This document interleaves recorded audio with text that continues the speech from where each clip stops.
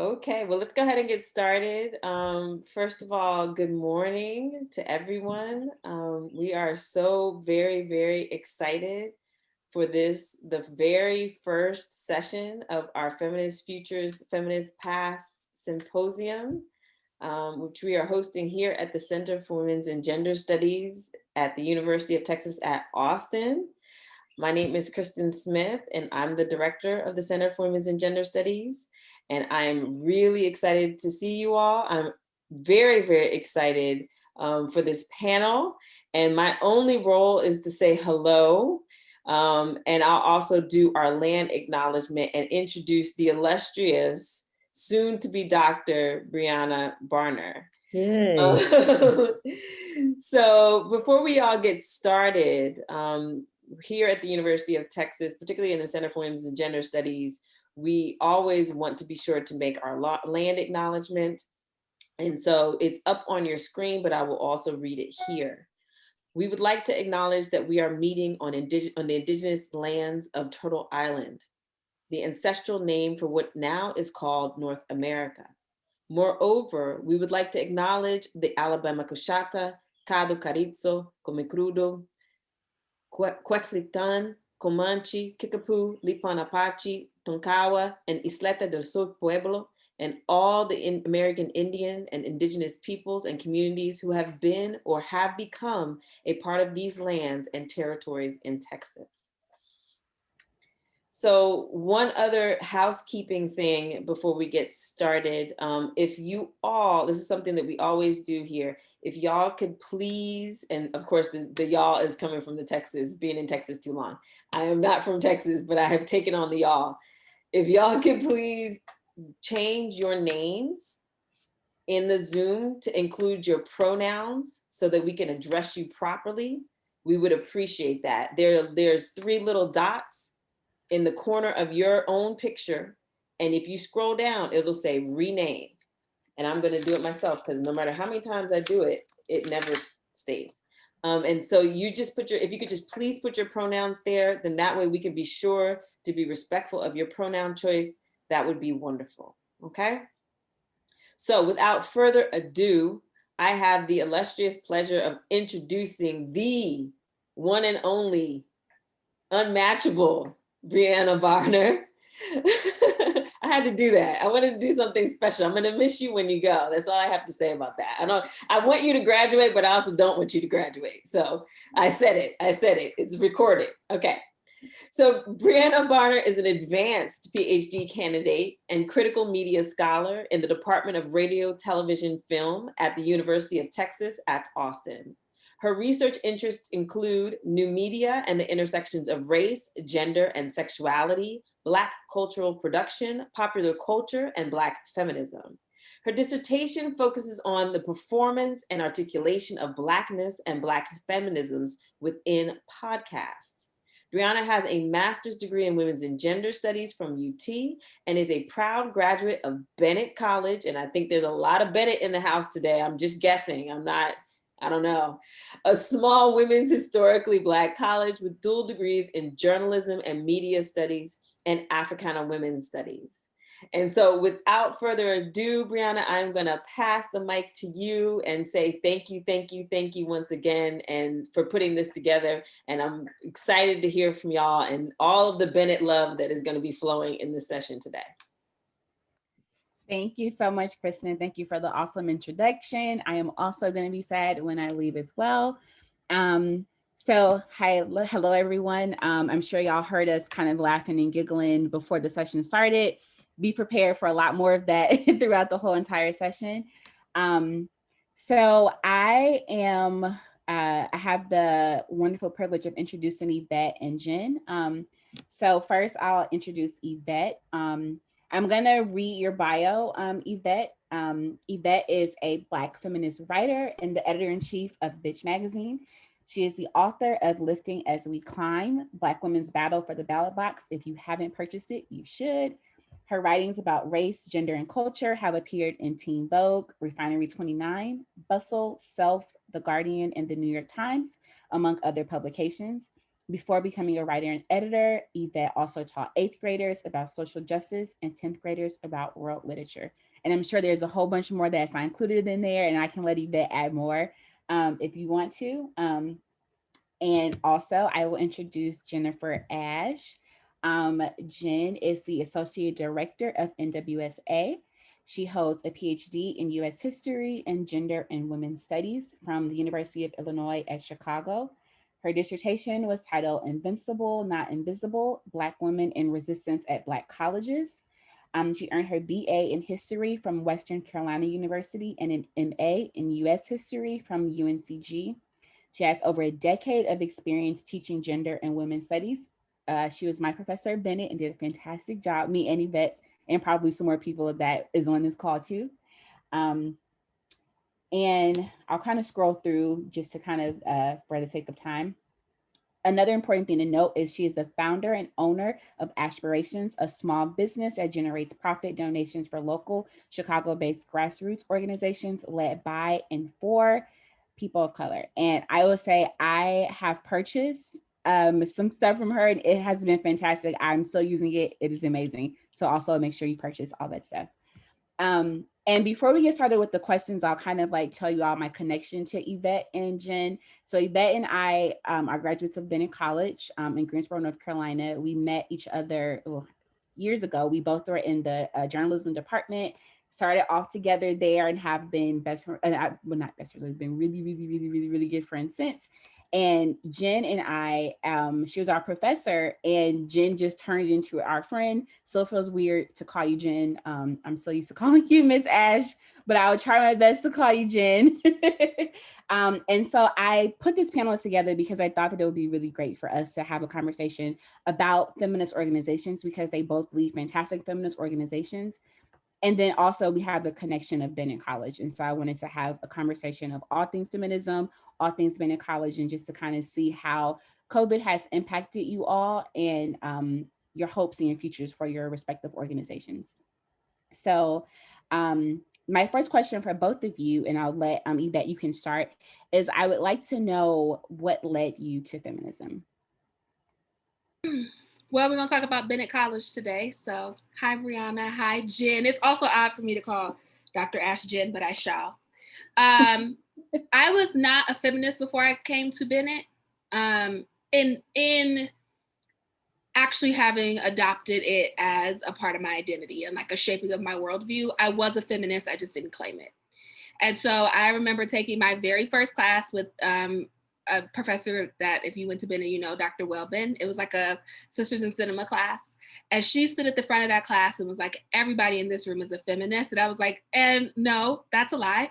That is untrue. I am not a feminist. And thankfully, she did not give up on me and like worked really closely with me to figure out that feminism is actually something that I already was. I just needed to further understand it outside of the way it had been framed kind of dominantly in mainstream media and what I had learned about it. And so I came really to the identity and like its political commitments when I think we took this class together, Brianna, the Alice Walker class.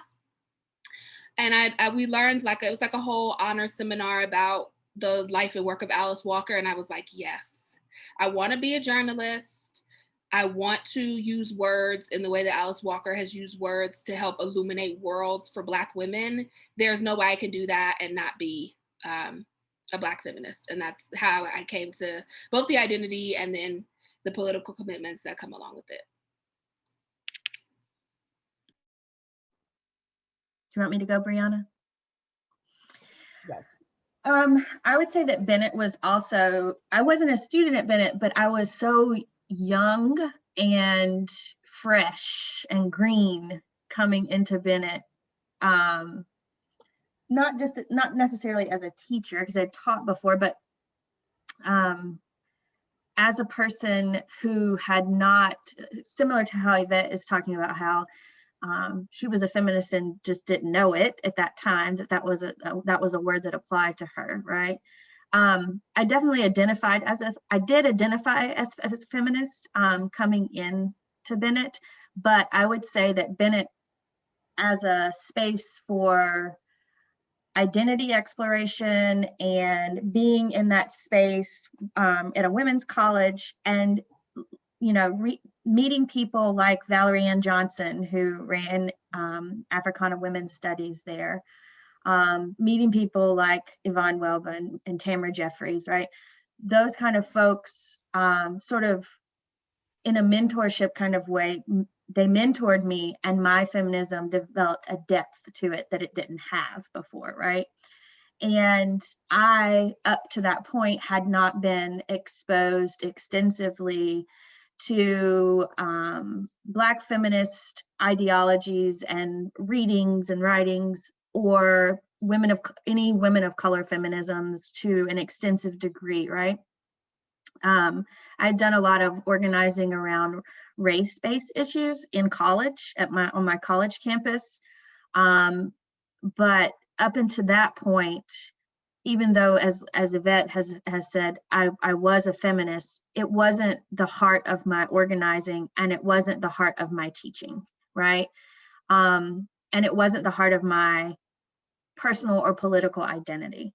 But in that space, I was allowed to ask questions, and people were very patient. Students and faculty and staff were patient with me. I say all the time that I learned more from you all as students than I could have ever taught you at that moment in my life. And when I see other people like Delrisha White going back and teaching classes at Bennett, it warms my heart, because I know that she's having that similar experience, but is much farther along politically, and identifies in all the ways that we know that Delrisha identifies in this moment. So it excites me when I see that happening over and over again at Bennett. I have all the feels going on. I've heard y'all say so many names that just make me smile. And so we've been gushing about Bennett, but I don't think we actually kind of like situated Bennett in this conversation. So can both of you all kind of, I mean, you've already done it, but can you kind of talk a little bit more about Bennett, about your role at Bennett, and like just how Bennett really shaped who you are and what led you to your cause as feminist?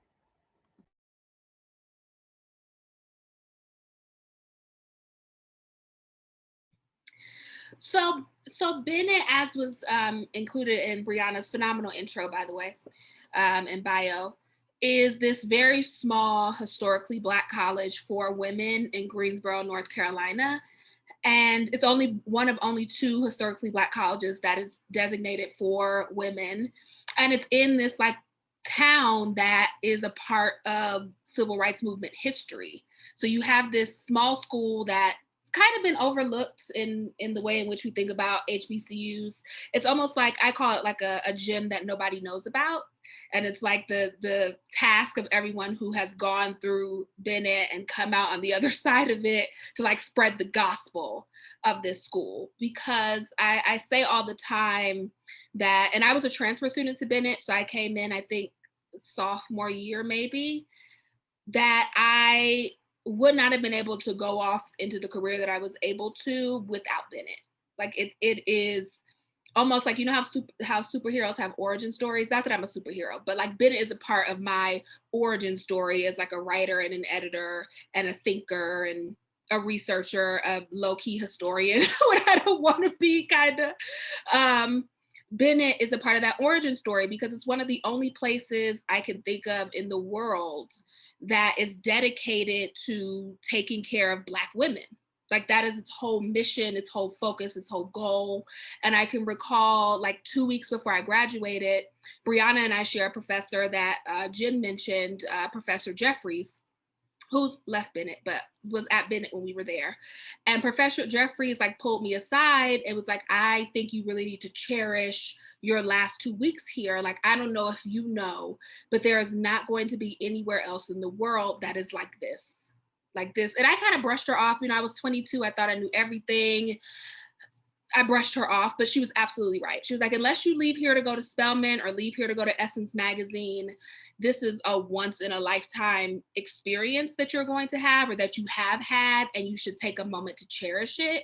Now in hindsight, I absolutely do, because it's just really one of the most sacred places on earth, I think. It's one of the only places where, like, as soon as I step on the campus, I start bawling. Because it was one, such a formative experience, but also I know how rare that experience is. And my hope would be that every Black woman in the world gets to have that sort of experience. And the reality is they don't. To just be somewhere where you feel like you're the center of the universe. So that's what Bennett has meant to me and continues to mean to me, and why I spread the gospel of it wherever I go.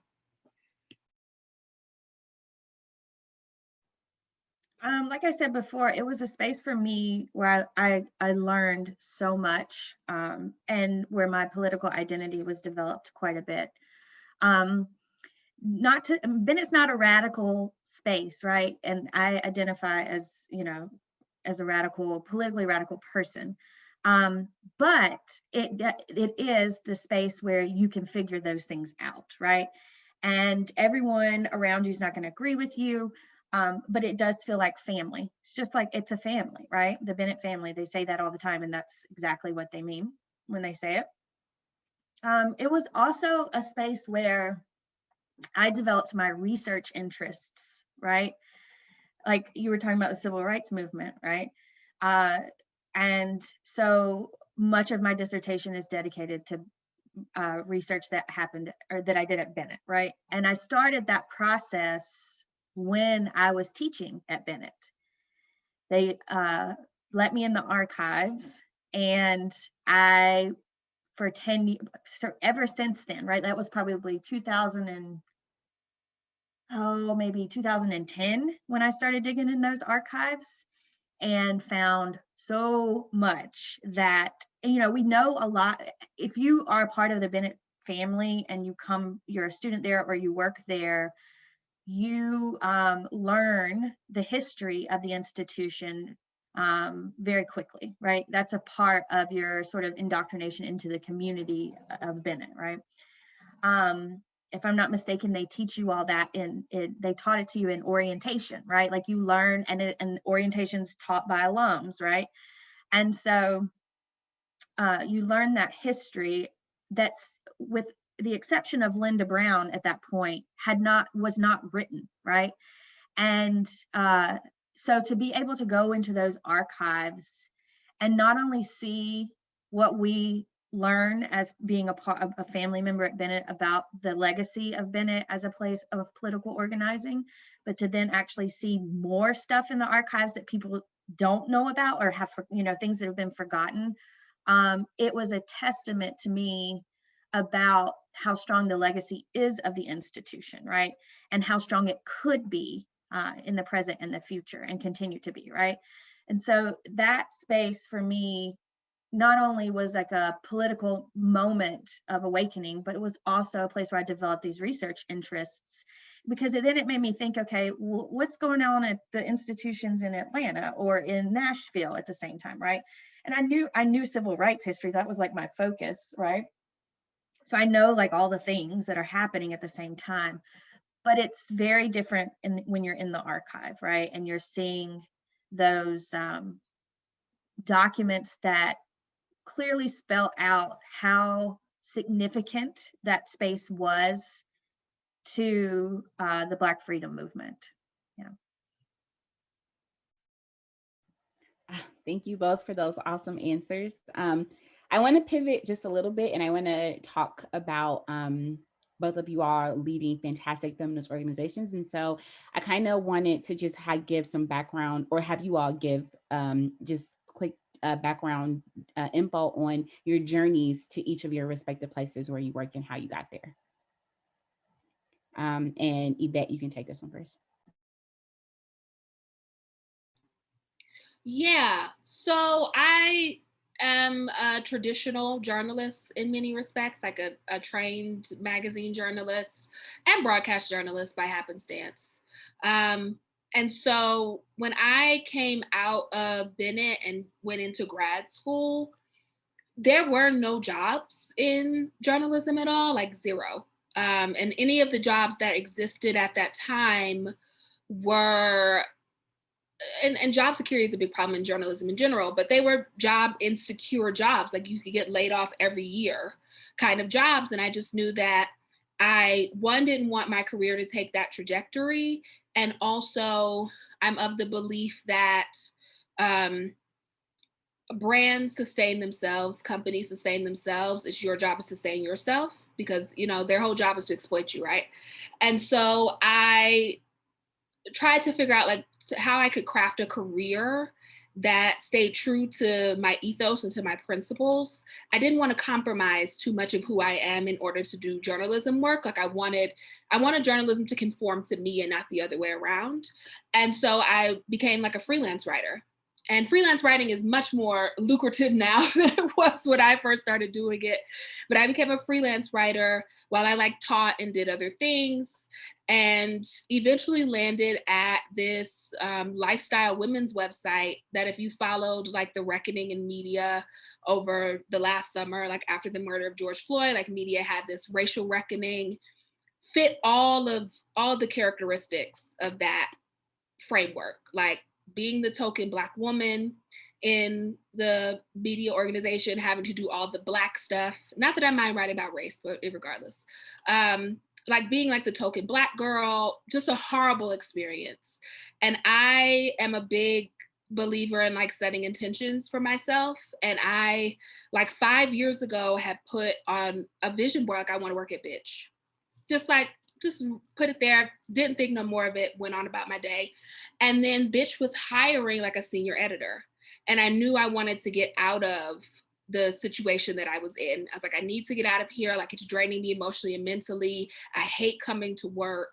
I want to work somewhere that doesn't commodify feminism, but is actually feminist, not only in what it says, like the lip service it pays to feminism, but in its policies. Like it needs to be baked into the foundation of somewhere that I want to work.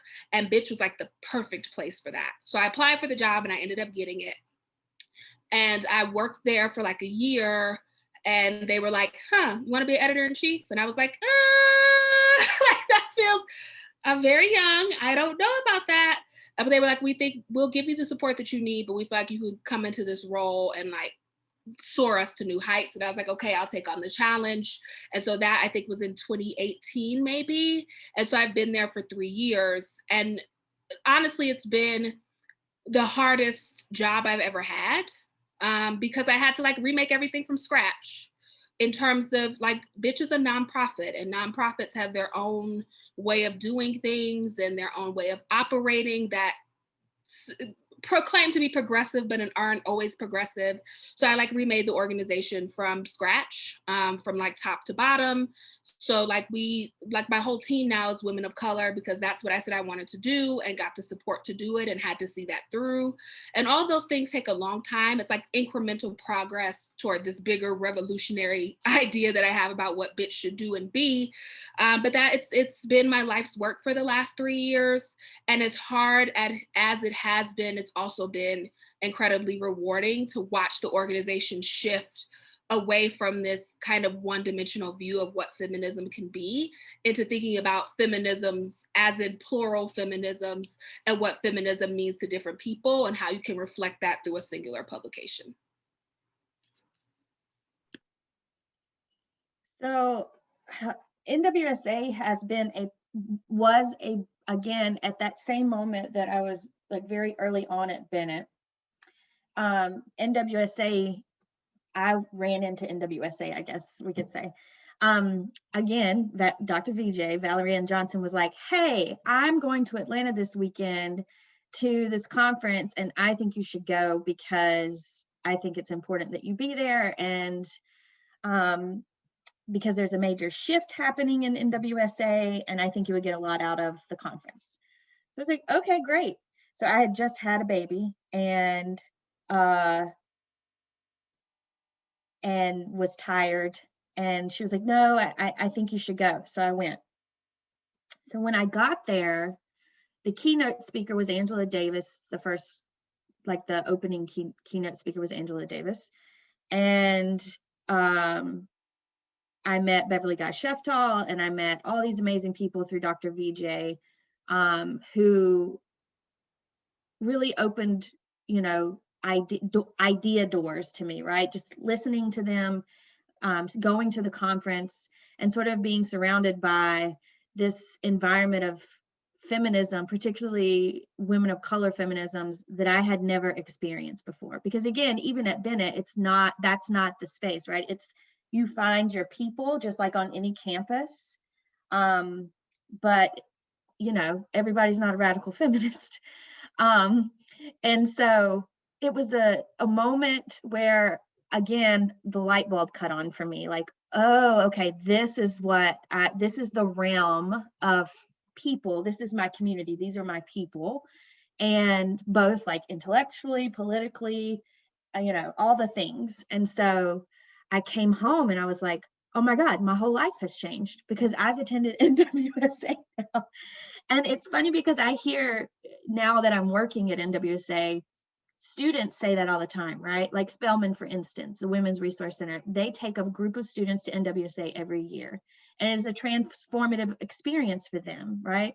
Because they get to sit in on all these amazing panels and hear these amazing keynotes and meet fantastic people who, you know, in some respects would not be reachable. Like it's hard to reach out to these people, right? Because they are high profile folks and they're busy, but everyone is so warm and inviting. And that was the first time I actually met Janetta B. Cole too. And even though I'd never met her before, she made you feel like she knew you. And then the next time she sees you, she remembers your name and you're like, how does she do that? Because, you know, I can't remember half of my students' names, you know, like it's hard for me to remember all these names. How is she doing all that? And so the space is this really warm feminist space where you felt like you were learning and you were a part of something bigger.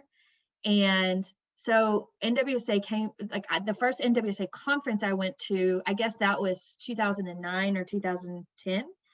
And then I just kept going back, right? I would go back every year if I could to the conferences. And then I started presenting at the conference as well.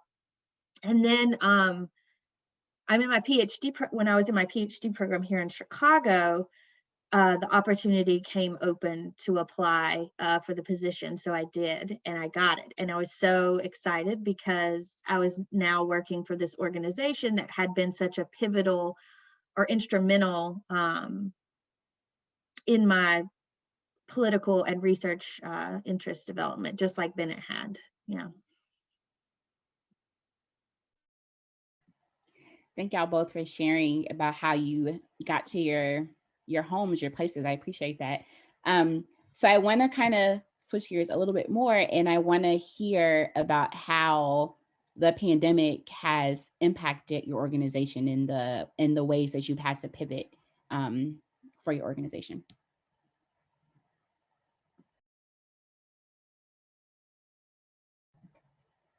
Whoever wants to go first can.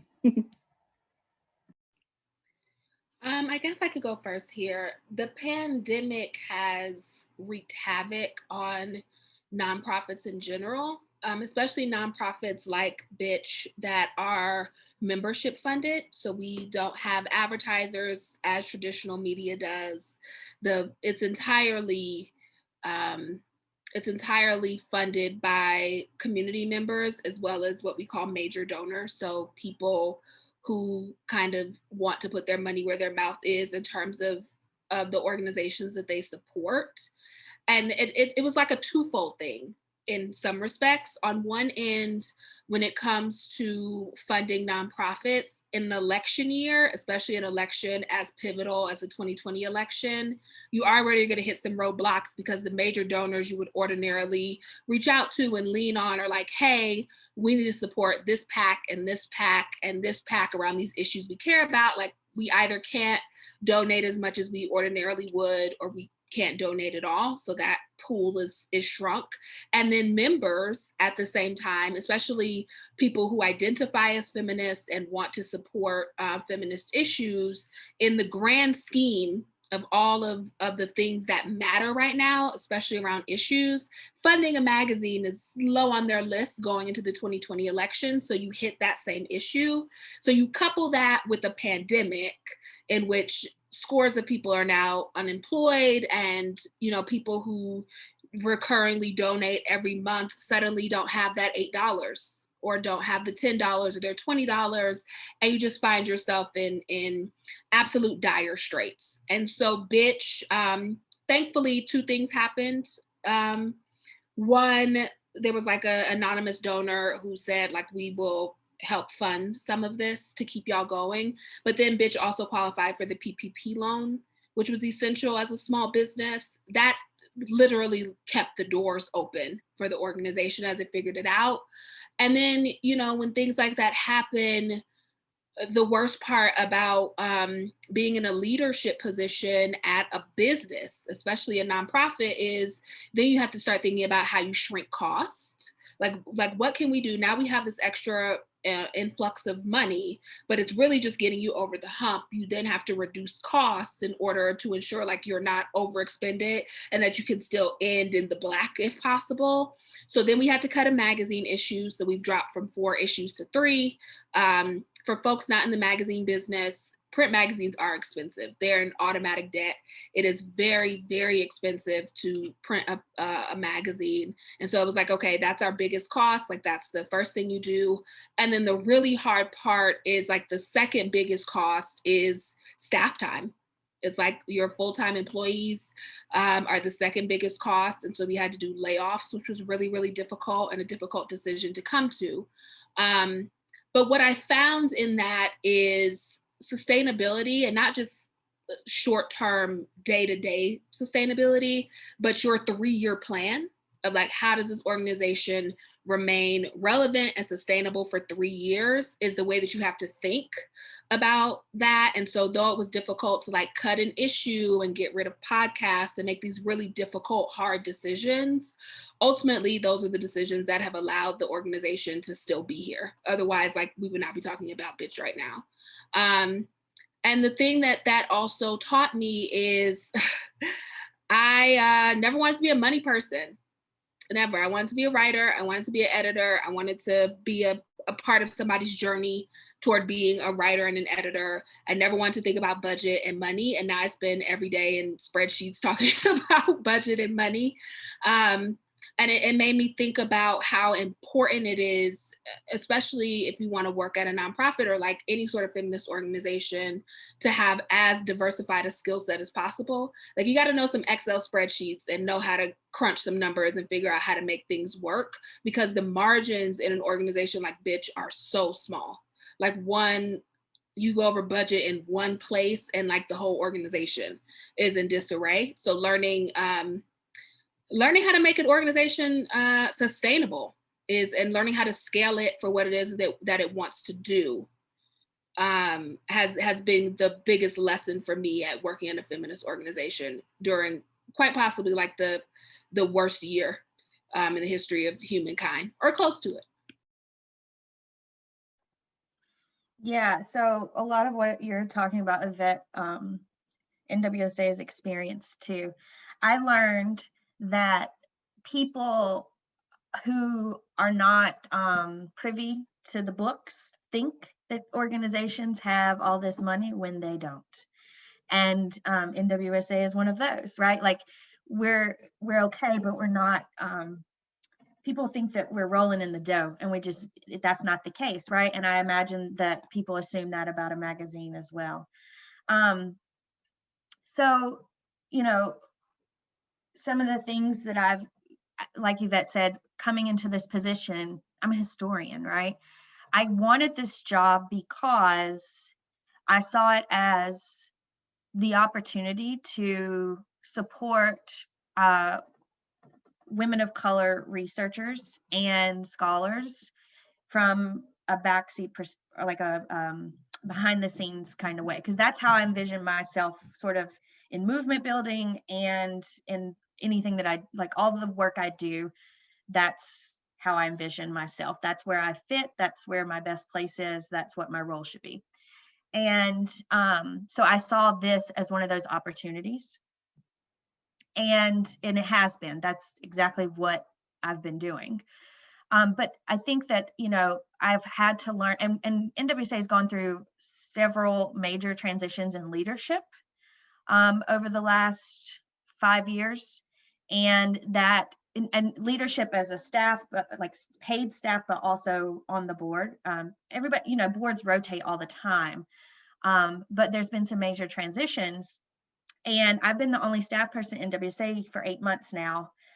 We hired a part-time intern who's fabulous, but I've been the only staff person since August, and having to, as Yvette said, even further diversify my skill set so that the organization can stay afloat has been challenging, but I'm thankful for the opportunity. I've learned so much about budgeting and financials that I didn't have that experience coming in, right? I had like grant writing experience and all the research experience and the organizing experience. And I'm a people person. And so working with constituency groups and working with board members, all of that was very natural to me. But having to diversify that skill set, particularly at a time when everybody is stressed to the max, and it's been hard, right? And I'm thankful for it, but it has been a challenge. And I also am thankful for people who've stepped up in ways to support. Like, we have a fabulous treasurer right now on our board, and those kinds of folks who are like, all right, we love this organization. It's been around since the dawn of feminism, sort of. And so we are going to support it, and people have stepped up, right? So that's great to see that sort of sense of community. I've learned a lot about what not to do too, and I'm taking that away from this job more than anything recently, is like, and I think that we should think about that more. It's kind of like in movement building, where we say, well, we know what we're against, but what are we for, right? We know what we're tearing down, but what are we building up? What are we replacing it with? And I've learned a lot about what not to do, right, in these kinds of positions, just as much about what not to do as I have what to do. And so it's been a journey. I've been at NWSA now for almost two years this month. And so the amount of skills that I've had to, those Excel sheets do not go away. All those spreadsheets do not go away. And like right now, we're starting to plan a virtual conference, right? And I've never done that before, but we'll do it, right? And it'll be fabulous. So you learn a lot as you go. And as Yvette said too, like, when you were stepping into the role and you're like, I don't know if this is, I'm kind of young. And so that I get that feeling all the time, right? Like, I don't know if maybe I should be the one doing this, but I do have the skills. And if I don't, I have a community of people that help me and will back me up and support me. So along the lines of what y'all both have said, and thinking through how you've had to pivot, and like, we're in this very weird point in the pandemic where like the pandemic isn't over, but people are kind of like, okay, we're in the clear, things are opening up now. And I mean, that probably looks different in Chicago than it does here in Texas, but I wanted to hear more about, in thinking through the future, what are your hopes and your goals, I guess, for the organization going forward as things start opening up and moving towards our new normal, or our new sense of normalcy? And Jen, you can take this question. Well, I hope we get an ED. Hope we hire an ED. That is like, if we can get that done, we are good, right? And there was a search in there, and they're doing that whole process right now, and I'm confident that it'll be great. That, and getting through this pandemic year, with membership still feeling like NWSA is their home, is their like one of their feminist homes, right?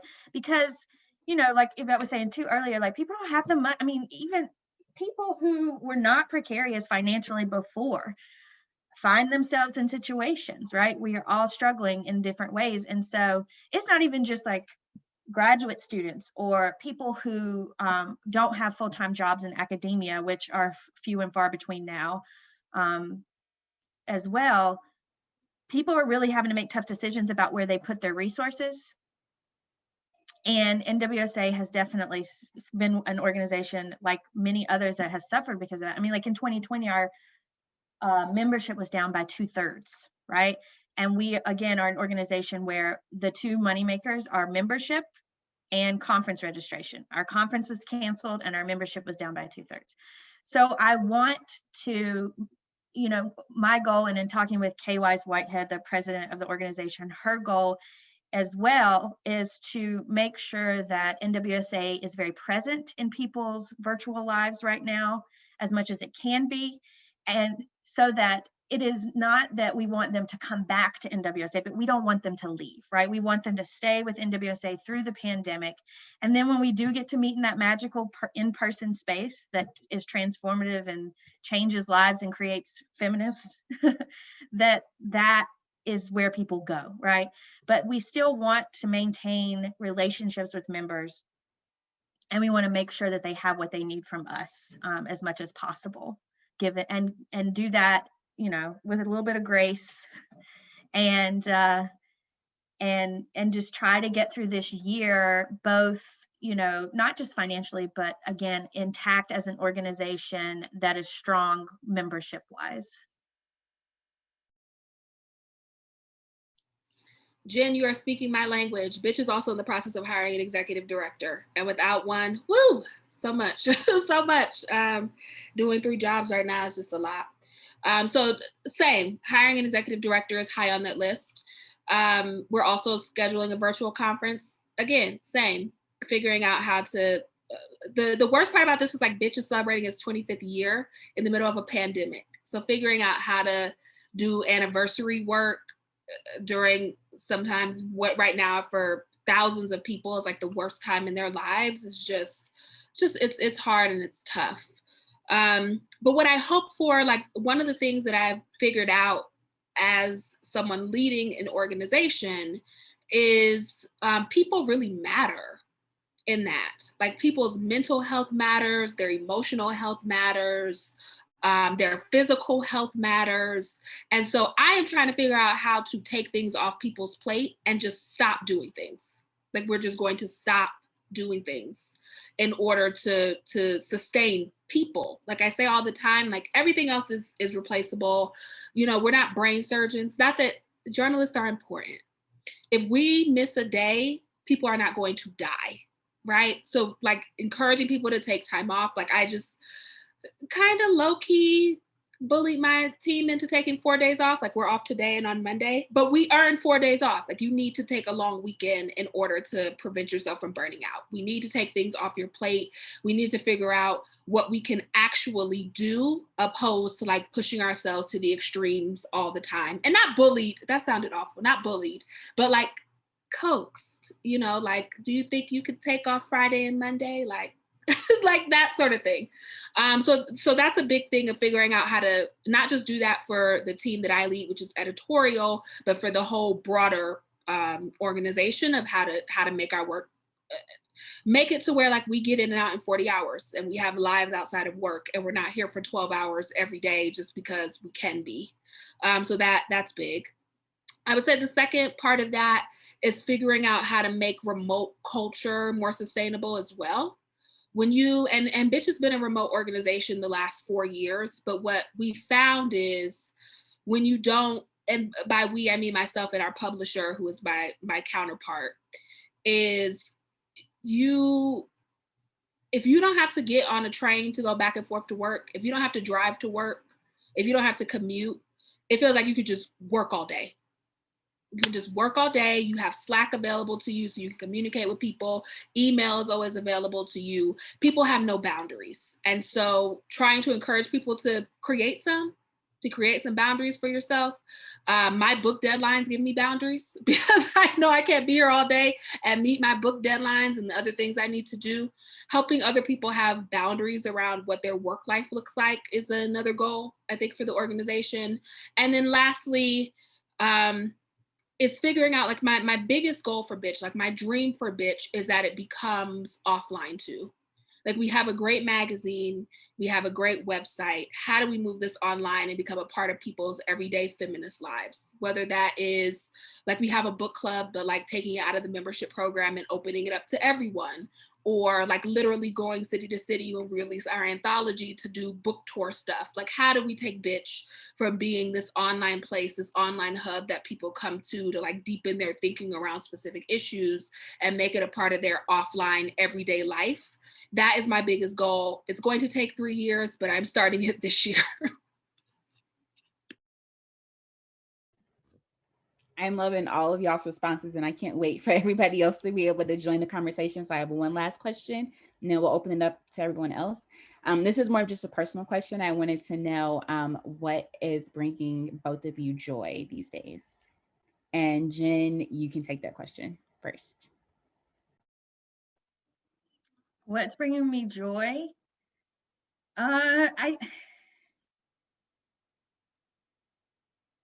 My family. I know it sounds sappy, but we just had a major loss in my family. My father-in-law passed, and we went home to be with my family, with my partner's dad, and to be with his mother and siblings. And I've been a part of their life since I was a teenager. And so reconnecting with family, even though it was under terrible circumstances, there was something about that was very joyful, because I don't always want to go home.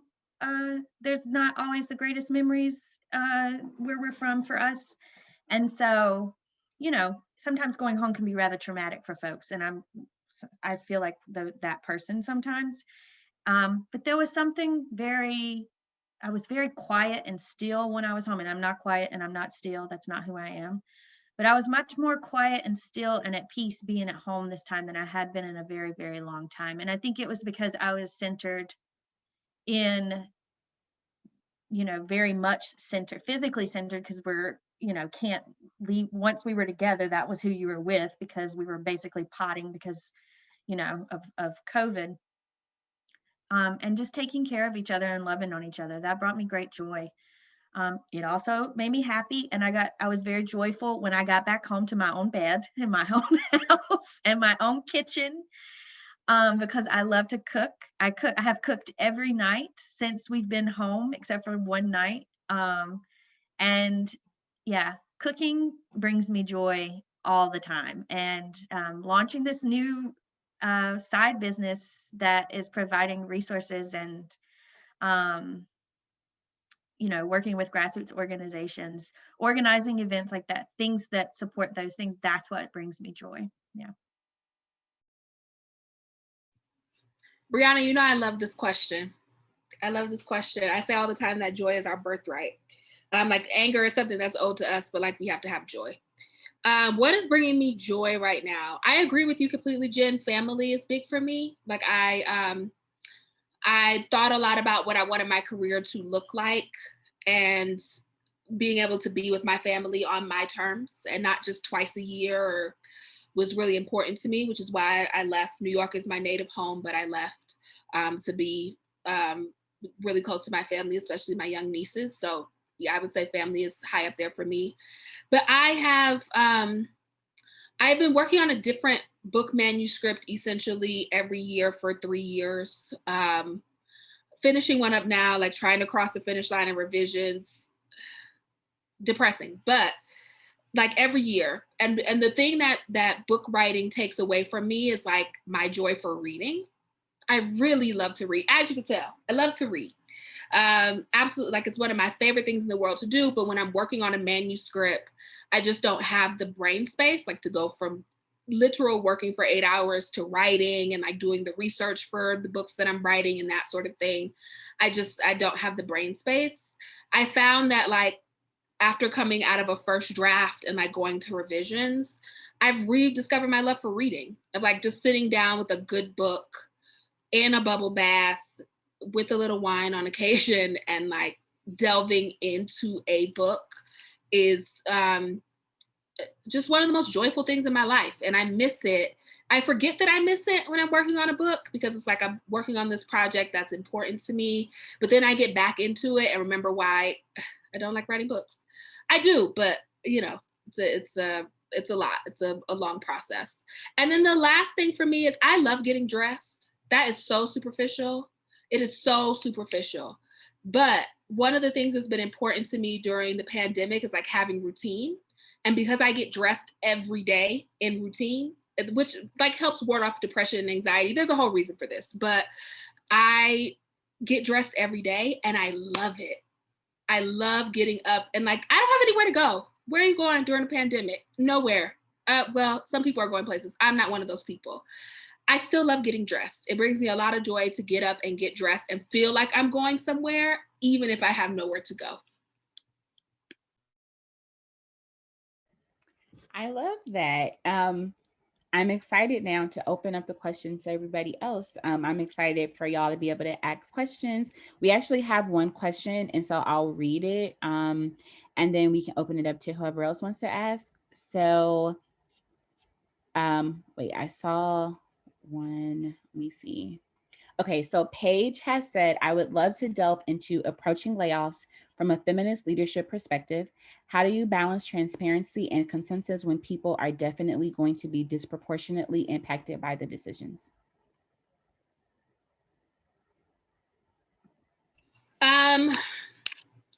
That's the hardest decision in the world to make, especially during a pandemic. Like laying someone off during a pandemic it feels remarkably cruel, honestly. It's like one of those decisions that keeps you up at night. The way that I approached it, and having to be a part of that decision making, was trying to make that blow land as softly as possible. I don't think that we got it right, to be honest with you, because a large part of what happens around layoffs is there's that legal component of, you just can't tell people they're being, I mean, you could, but like there's a legal component there. There's a level of privacy that has to happen in those situations that makes the level of transparency I would prefer difficult to achieve. So we just tried our hardest, or the organization tried its hardest to like have that blow land as gently as possible. So what I would recommend is, one, if you can figure out with your HR folks how to like finagle the privacy part, it would be nice to give people a heads up to say like, the organization is in dire straits. This is where we are headed. Like, we are likely going to have layoffs in this amount of time. Ideally, that's the way it should be. Often HR people are like, absolutely not. I don't even know where you got that idea, which is what was said to me. But if you could do that, that's what I would suggest. Offer people severance pay, pay them out. Especially like one of the things, I'm spilling all the tea. It's fine. I trust y'all. One of the things I fought very hard with Bitch about is like, Bitch has an unlimited vacation policy and I hate it. For multiple reasons, primarily because like vacation time is for, if you decide to leave, you should get paid out your vacation. Like, that's what those days are designed for. Like, they are paid days. When you move to this unlimited policy, you don't get paid when you leave. Like, you're leaving with nothing. So I would advocate to make sure that people get paid their vacation days. I've been fighting for 2 years. One day I will win that fight. But advocate for people to get paid out their vacation days, and then give people as much health insurance as humanly possible. Like, the COBRA thing COBRA is not great. COBRA is very expensive. It's like the transition insurance plan. If you can afford to do it as an organization and it doesn't create a conflict, again, go through your HR people. Keep people on health insurance for 90 days or 60 days or however long is legal and reasonable. And I say that because if you're not giving people a heads up, and they're suddenly cut off their health insurance in 2 weeks and they can't afford to go on to COBRA, like, you are setting people up, especially if they have any health conditions. I'm very sensitive to that. As someone who has chronic health conditions, I'm very sensitive to that need. You're just throwing people out to the wolves. So if you can keep them on your health insurance as long as possible, and then be as humane as possible. Like, there are things like they have to be cut off from access at this time or this time. Sure. But try to be as humane as possible as that, like center the person instead of the business, and letting people know like their livelihood is being upended.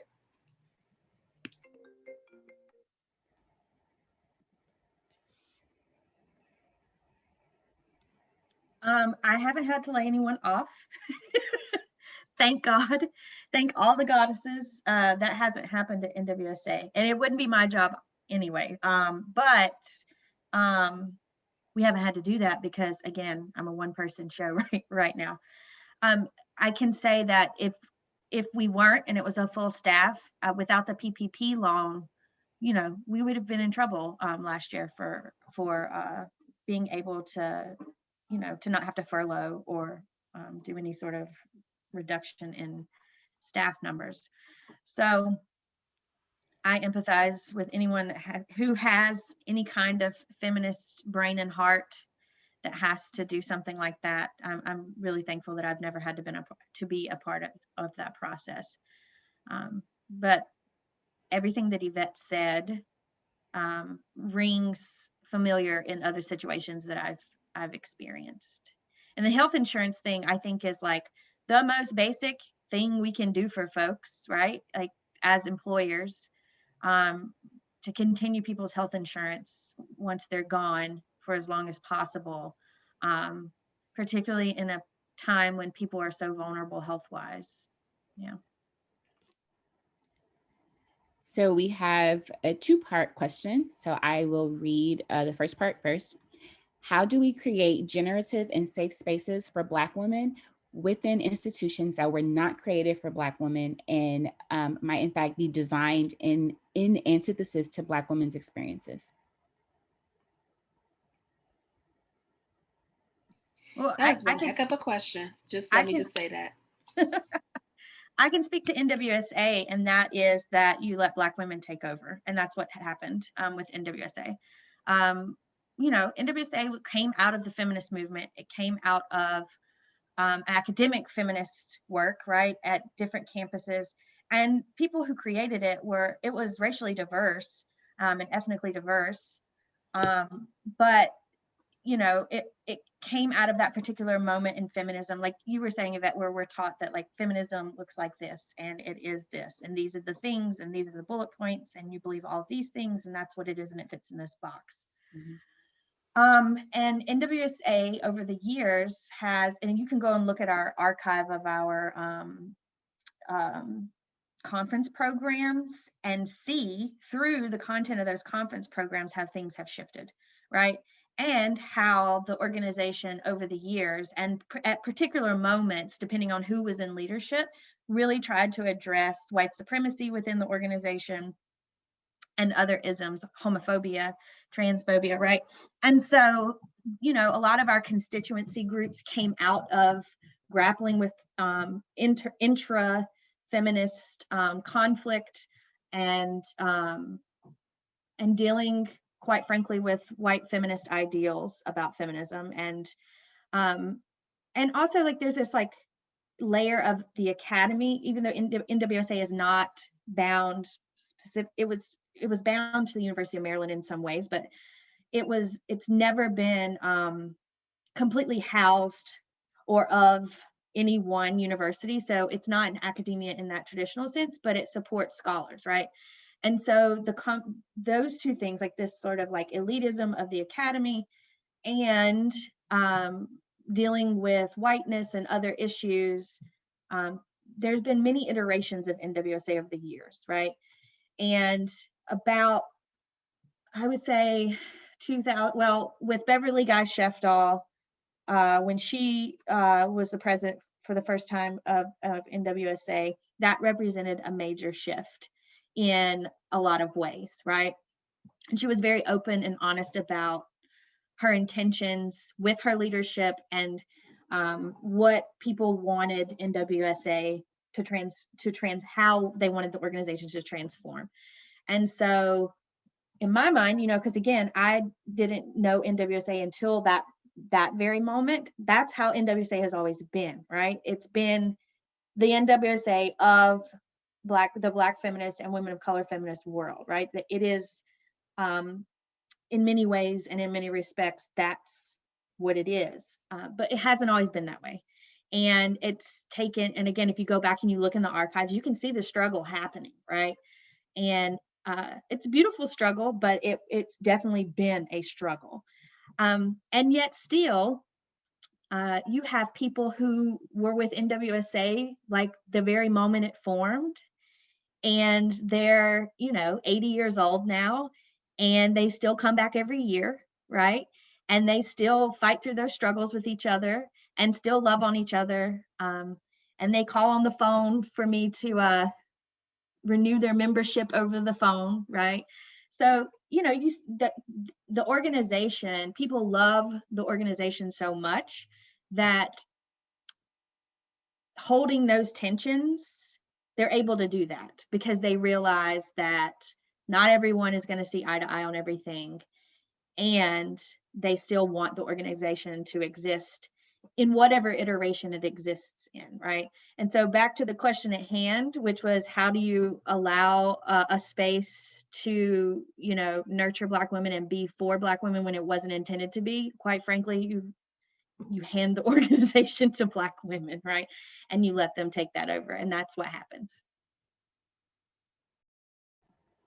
Okay, I will go to part 2 of that question. How do we harness our creativity to sustain ourselves and realize our dreams in these precarious times? And thinking about what you both said about the terrible job market and how you both have been creative in manifesting your careers. That is also an excellent question. What I tell people is, the caveat to me getting to where I'm at in my career and having like cobbled together to get here is I had a really good safety net. It is not something I encourage to people who don't. Industries, especially creative industries, are exploitative.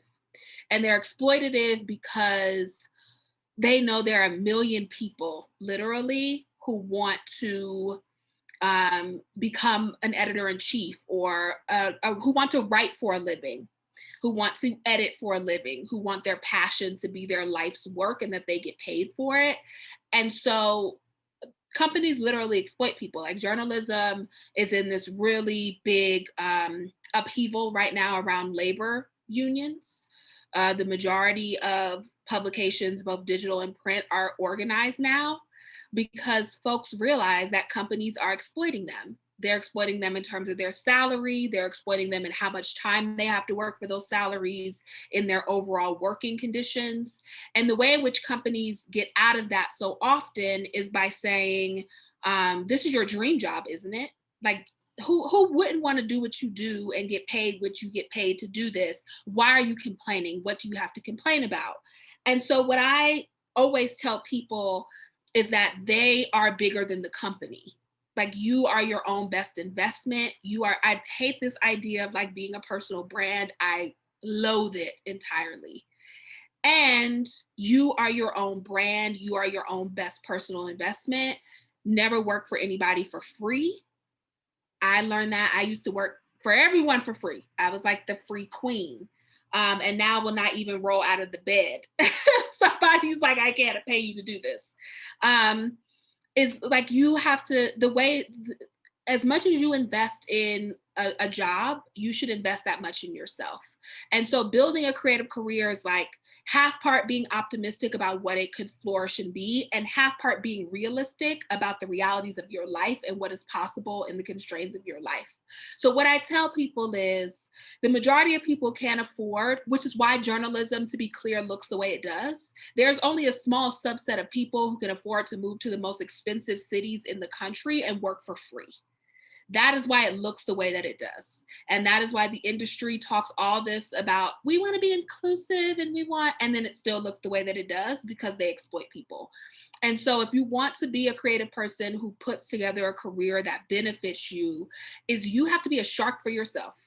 That's the way that I think about it. And you have to get people in your corner who are sharks for you. Get agents, get managers, who are sharks on your behalf. So you get to retain being the good person in the whole scenario, and the person who works alongside you is the shark. They're your business partner. They make sure that you can financially sustain yourself, and then be realistic about what that looks like. So, everyone is not going to have the opportunity to do creative work on a full-time basis, but dedicate 75% to the job that pays you, and 25% every day to building the life that you want for yourself. So if you want to write a book, if you want to have a blog, if you want to be a photographer, whatever, wherever your creative passion is, set aside time every day to do that work for yourself, or once a week or once a month.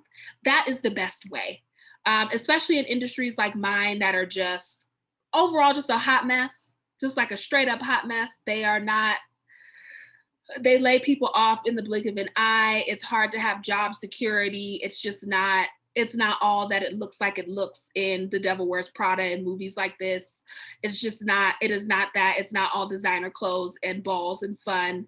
It's not that. And so if you want to have a career that also feeds you, that is satisfying to you, set aside time to make that happen for yourself. Invest the most in yourself. Do not put everything into a company you don't own. Make sure that you are setting yourself up for what it is that you want for yourself, and you can't rely on a company or a brand to do that for you.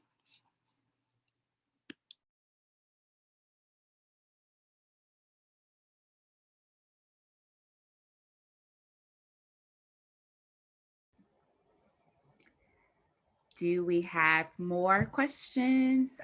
You can put them in the box, or you can come off mute and ask them yourself.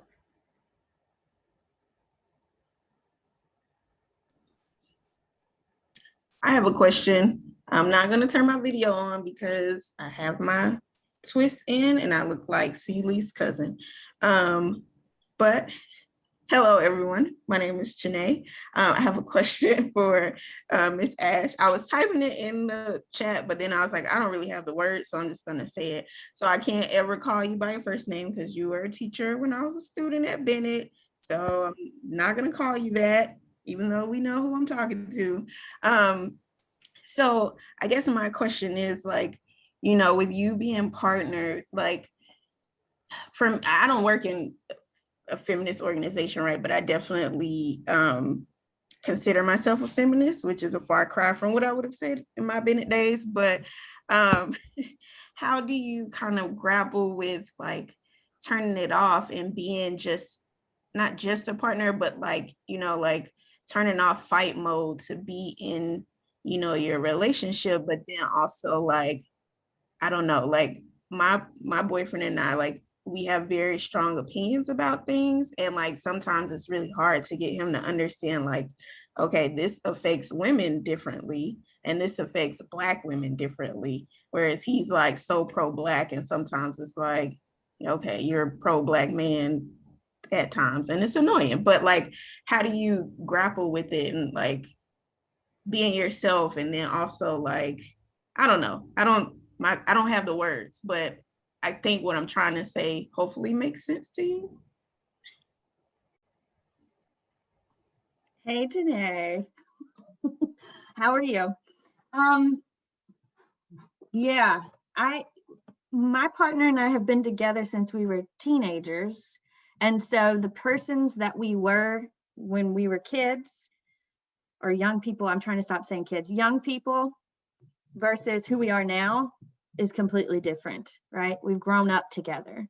And so there's been a lot of struggle around gender, right? Obviously, and that happens in any relationship where there's a gender difference. But I think that the most important thing to both of us is our family, right? And not just our kids, but the health of our family in general. I just said kids again, young people, not just the children in our lives, but all of us matter, right? And understanding that, number one, the person that I was 5 years ago is different. The person I was 5 minutes ago might be different, right? But feminism is not something that has to be like a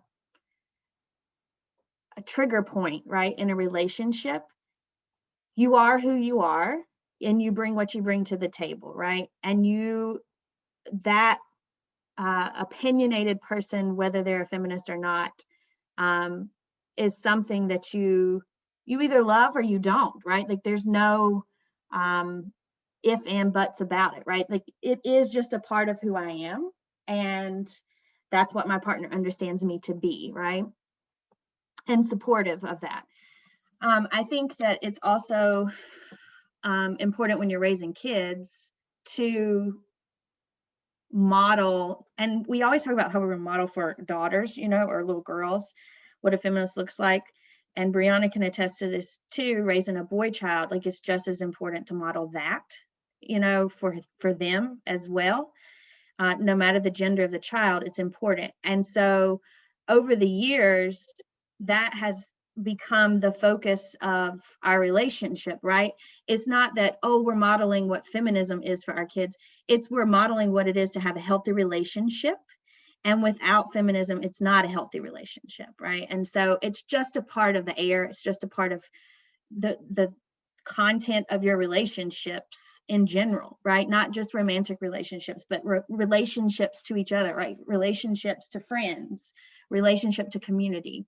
I've learned a lot over the last 10 years about restorative justice and transformative justice in studying abolition, prison abolition, and seeing the ways that forgiveness, not just forgiveness in the narrow way that we define it today, but like the way that you exist in relationships on a daily basis matters just as much, if not more, than like all the structural analysis of these huge systems that are oppressive, right? And so when you see that, and this is sort of analogy for feminism too, but with prisons and policing, when you see that how people are treated and how people are punished, and that doesn't do anything but make a situation worse, that ethos it's a trickle down, right? So the way that we treat each other on a day-to-day basis matters. And instead of looking to punish people, we look to heal and move forward, right?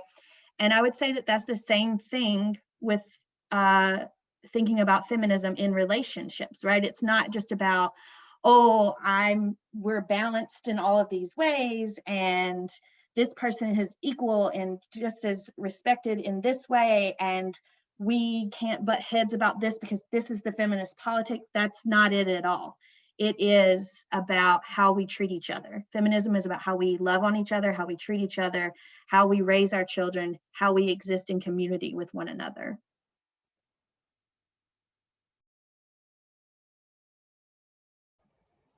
Yvette, did you want to respond to that, or? I can. Hi, Janae, my Bennett sister. This is like a Bennett reunion today, like a full on reunion.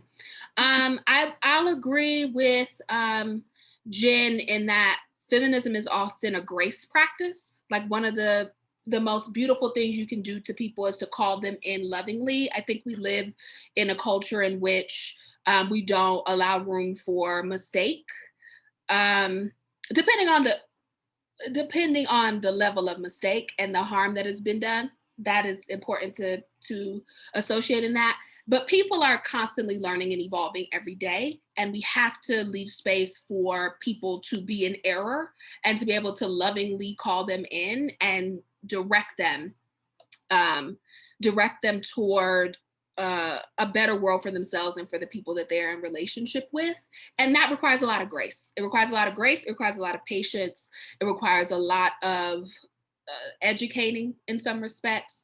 What I say is, like, I have been fortunate to come to feminism through having gone through higher education. Like feminism for a long time, especially feminist theory, even Black feminist theory, was confined in higher education in a way that it isn't now. But for a long time, the way in which you came to feminism is because you sat in a women's studies class and you learned the intro blocks and the tenets, and then you either went further into the theories themselves or like stopped at the intro. But either way, like, how many of us get the opportunity to do that? There are so many people in our respective communities, including our partners and the people who are in just our immediate circle, who are feminists already. They just don't have the language. And so as someone who has the language, your job is not to lord that over someone and beat them upside the head with it, but rather to be a graceful guide as people figure it out. And of course, there are levels to that. Like there are certain boundaries that I have if I'm in relationship with someone. Like you can't be a transphobe. Like that's not something I'm willing to compromise on. We're not doing that. You can't be homophobic or queerphobic. We're not doing that in 2021. Right? Like you can't be xenophobic toward Asian folks or toward immigrants, or we're not doing that. Like there are some limits to that. You cannot be an R. Kelly supporter and be in relationship with me. Like that is not, come on. Like there are limits to this, but for the most part, people are just figuring it out. Like they're already leaning that way if they're already in your orbit and they're just trying to figure it out. Your job as someone, or your role in that as someone who has the language and the experience and the knowledge, is to lovingly guide them at the degree in which you're comfortable. Of course, there are some things that are like, yeah, we're not going back and forth about Bill Cosby. Not in 2021, we're not doing that. There are some things that it's like, come on. But for the most part, your role is to be like a loving guide to that person, especially if you love that person and are simply calling them in to make them better for you and for your relationship. I think about all the people who've been patient with me in my learning process with so many things, particularly around whiteness. And I think about how patient people have been when they didn't have to be. But I also think about what their limits were. And I knew what their limits were because they told me, or I could read it, right? And I think it's the same thing with any kind of relationship where there's a learning curve for someone, whether it be about ableism or gender or sexuality, whatever, as long as someone's open and coming from a place of genuine love and care, then it can be reciprocated. Yeah, but there are those boundaries for sure. There's another question from Kenyatta. Do you think your relationship with or idea of feminism has changed as you have aged?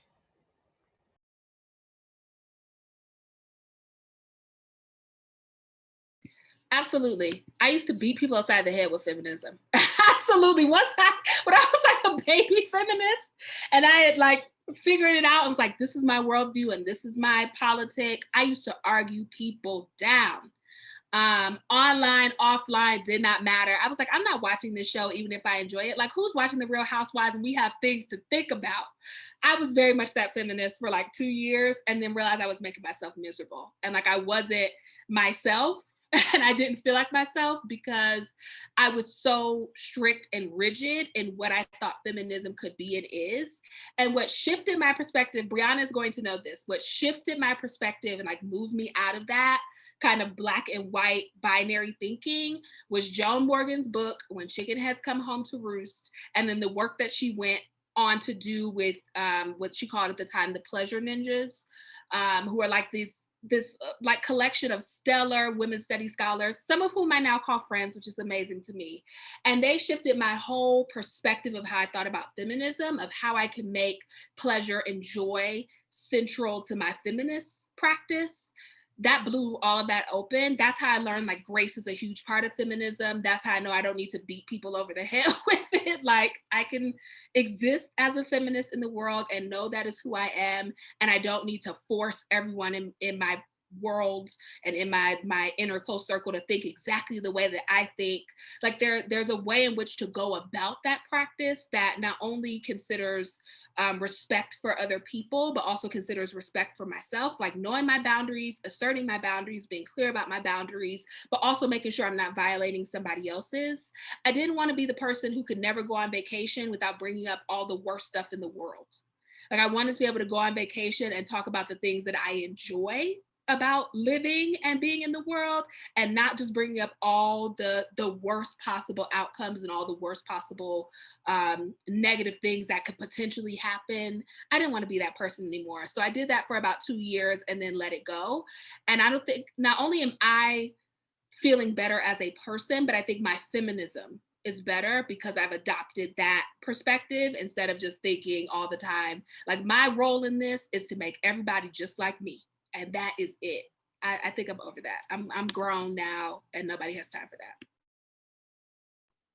Yeah, I can identify that with that too. I was beating people over the head Sometimes I still do.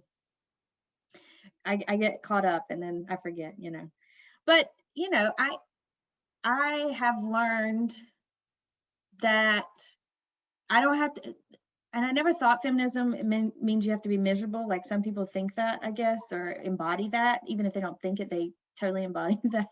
But it's just not true. Like it's actually the most, I'm sorry, my dog is under my feet whining. The most freeing, liberating thing to realize that you can be who you are, and there's a place for you in feminism, no matter who that is, right? And that you,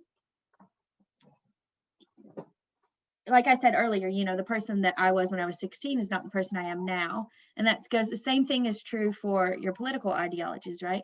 I would say the one thing that I really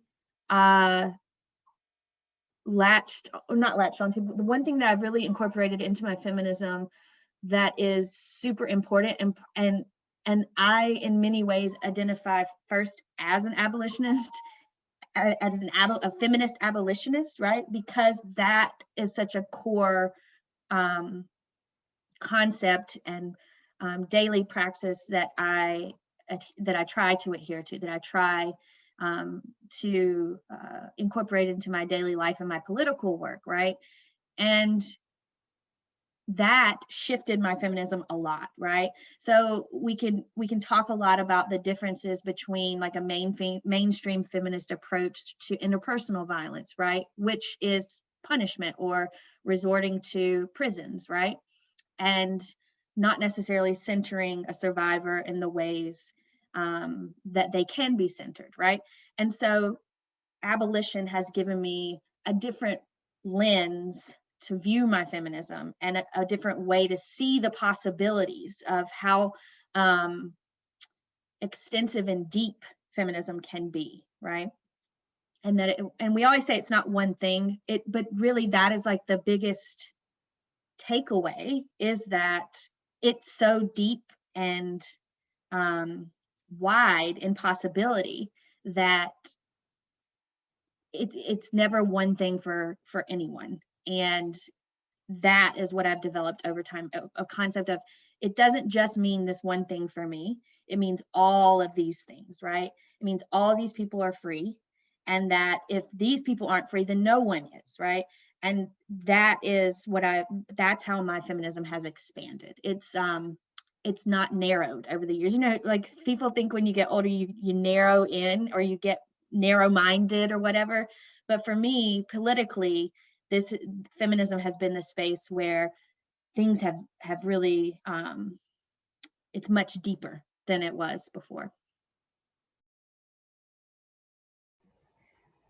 Austin, I see that you have your hand up. Did you want to vocalize your question, or do you want to put it in the chat?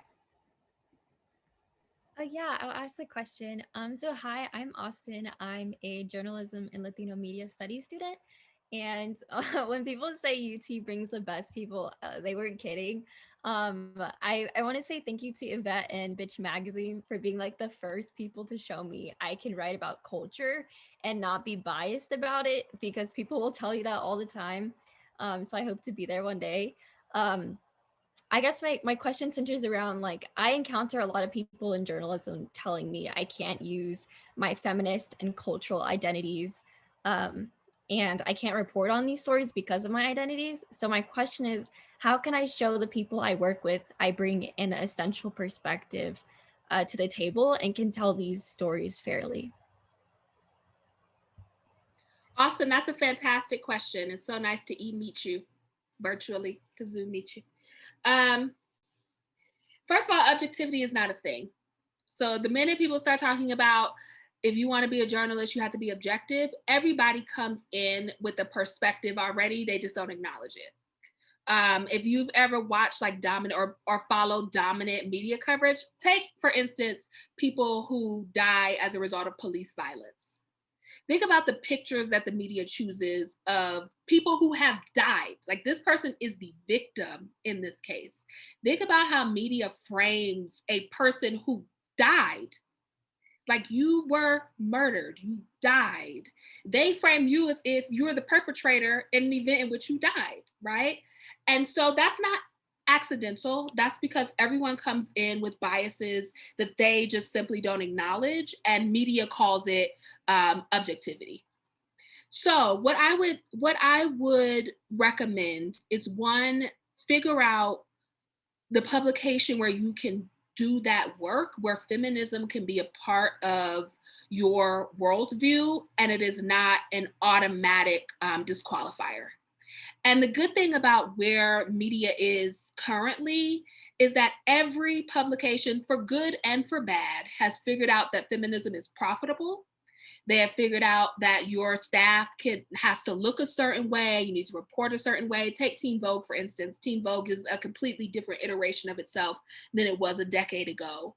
There are many places that allow people to be their full selves without it being a disqualifier.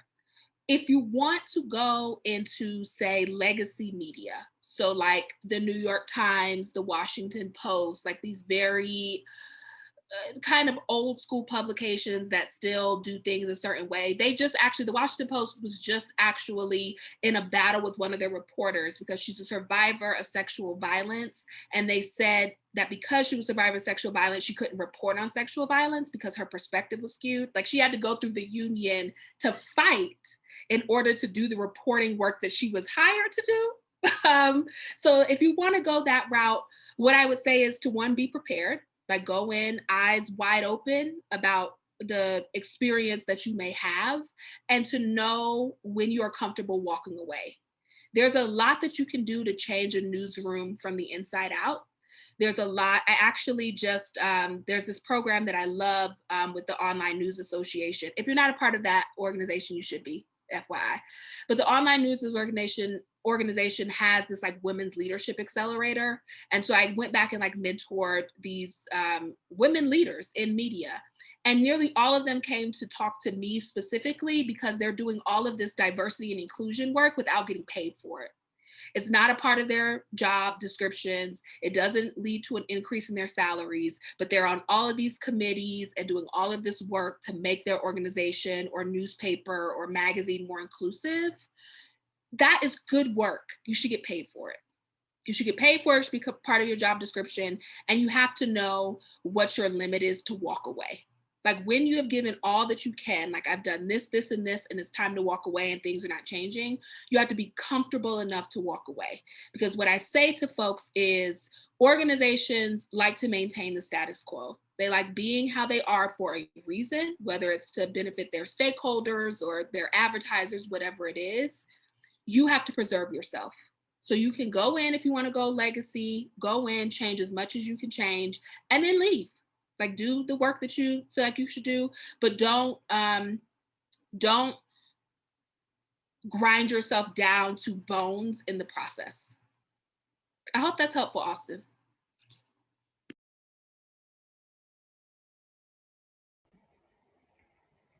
So unfortunately, we are coming to an end. This has been fantastic. I want to leave the space open if we have any final questions.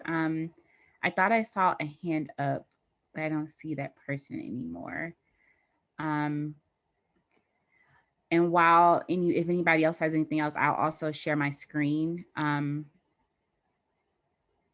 wait, is there another question? No. Okay, I'm going to share my screen to promote our next event. This is a new series that we are doing. So this was our very first session. And so I want to thank Yvette and Jen. Y'all were absolutely fantastic, as I knew you were going to be. This was an amazing discussion. I feel like I'm back at Bennett. I feel honored that this would be like a normal day at Bennett. Like, this would be something that would have happened at Bennett all the time. And that just shows how special Bennett is, that there are so many other Bennett Bells that are in the space, and just that this is a space that we can replicate even while we're not in Bennett's physical space. So thank you all for being such amazing panelists. And I wanted to highlight our next session, which is next Friday, April 16th at 12 o'clock. We are going to have the wonderful Dr. Shonda Prescott-Weinstein. She'll be talking to us. And our associate, our director of our center, Kristen Smith, will be co-moderating with Josh and Kristen. Please forgive me if I say his last name wrong. Is it Robke? Okay. They will be co-moderating this wonderful conversation. Shonda has a book that just came out. It is called The Disordered Cosmos, A Journey into Dark Matter, Space, Time, and Dreams Deferred. And so they'll be talking about that book. And so I hope that you all come. I'm going to put the link to our website in the chat. And so you all can go there and register for this session and for all of the other sessions. And I want to thank you all for coming. This was very exciting, and I'm very grateful to have been able to moderate the conversation. Brianna, you're the best. Thank you so much. I love you so much. I know that there are folks here who don't know, but Brianna is one of my closest friends in the world, and I love her so much, and I appreciate her for bringing me and Jen, Dr. Ash, together to do this. Thank you, Brianna. It was an honor to be with you all. Thank you. Okay, I'm going to stop sharing because I don't think that I can be in the chat and share at the same time.